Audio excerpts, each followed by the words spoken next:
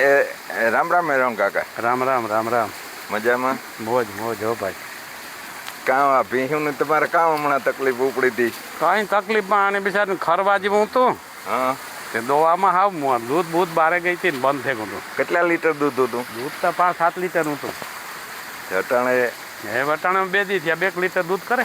એને ખાવાનું બંધ કરી દીધું. હા, ખાવાનું. એટલે આવો રોગ છે ને એ મિત્રો ગાયોમાં પણ હોય તો આ ગાયોનું વાહે ભીહુંની ખરવાની દવા તો આપણી દઈએ અને આવી તકલીફ હોય તો જો આ બે ભીહુંની હતી, જો આ ભીહી ખાવે સડે ગઈ, આ ભીહની છે ને પગી વિતરો તો અને લંગડી હાલતી, આ ભીહી ખાવે સડે ગઈ અને જે આ ભી છે એની પણ 5-6 લીટર દૂધ હતું. અટાણે જો દોયું તો 1.5 લીટર ચાલુ થઈ ગયું ને કે હાવ ખાધા વગરનું દૂધ બંધ થઈ જાય. એટલે આણી પણ જે ખરવા આવતો ને એમાં પૂરેપૂરો ફાયદો મળ્યો.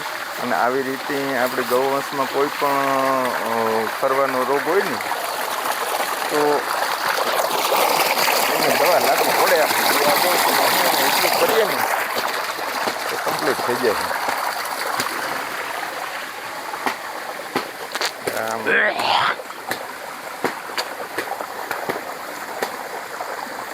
અને આવી કોઈને કંઈ તકલીફ હોય તો ગુરુ કૃપા અડવાણા હે આ ભાઈ જાય ત્યાં તમને આ દવા હે મળી જાય.